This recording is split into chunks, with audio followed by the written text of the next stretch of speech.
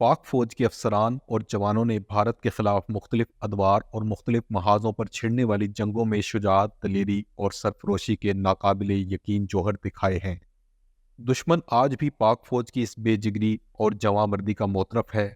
ایسی ہی ایک مثال اور ناقابل فراموش داستان کارگل کی جنگ میں بھی رقم کی گئی۔ پاک فوج کے ایک سابق افسر لیفٹیننٹ جنرل ریٹائرڈ شاہد عزیز نے انکشاف کیا ہے کہ کارگل لڑائی کے دوران البدر کے نام سے آپریشن کیا گیا تھا، جس کے تحت بھارت کی سیاچن تک رسائی کے لیے سپلائی لائن کو کاٹ دیا گیا۔ قریب تھا کہ بھارتی فوج کی سیاچن تک رسائی بالکل ختم ہو جاتی۔ اس خفیہ آپریشن کی معلومات پاک فوج کے صرف 4 جرنیلوں کو تھی، جن کی قیادت سابق army chief general Pervez Musharraf کر رہے تھے۔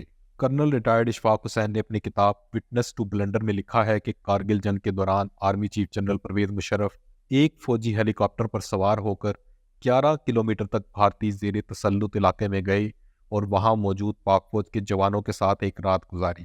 اس پر بھارتی فوج کے کیپٹن ریٹائرڈ بھرت ورما نے غیر ملکی خبر ایجنسی کو انٹرویو میں سٹ پٹاتے ہوئے کہا تھا کہ دشمن ملک کا آرمی چیف بھارتی سرزمین کے 11 کلومیٹر اندر گھس آیا، اس سے بڑھ کر بھارت کی انٹیلیجنس ناکامی کیا ہوگی۔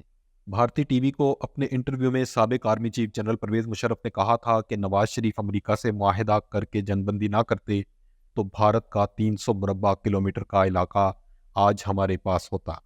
اسی حوالے سے انڈین فوج کے سابق اعلیٰ ترین کمانڈر نے کہا ہے کہ سن 1999 میں پاکستان فوج کی طرف سے کارگل کے علاقے میں دراندازی، ملٹری انٹیلیجنس اور دوسرے خفیہ اداروں کی ایک بہت بڑی ناکامی تھی۔ انڈین خبر رساں ادارے پی ٹی آئی کے مطابق لیفٹیننٹ جنرل ریٹائرڈ مہندر پوری نے بھی ایک اخبار میں اپنے انٹرویو میں کہا تھا کہ پاکستان کا مقصد کارگل میں پیش قدمی کر کے کشمیر کے مسئلے کو عالمی سطح پر اجاگر کرنا تھا اور کارگل کے علاقے میں لائن آف کنٹرول کو تبدیل کرنا تھا۔ لیفٹیننٹ جنرل ریٹائرڈ مہندر پوری نے اس لڑائی کے دوران آپریشن وجے میں شامل 8ویں ماؤنٹین ڈویژن کی کمان کی تھی۔ وہ کہتے ہیں کہ مئی 1999 کے آخری ہفتے میں بٹالک سیکٹر میں 3rd انفینٹری ڈویژن کو پاک فوج کی پیش قدمی کی اطلاع ملی۔ انہوں نے اس مارکے کو یاد کرتے ہوئے یہ بھی بتایا تھا کہ پاکستانی فوج نے ایک وسیع علاقے میں پیش قدمی کی تھی۔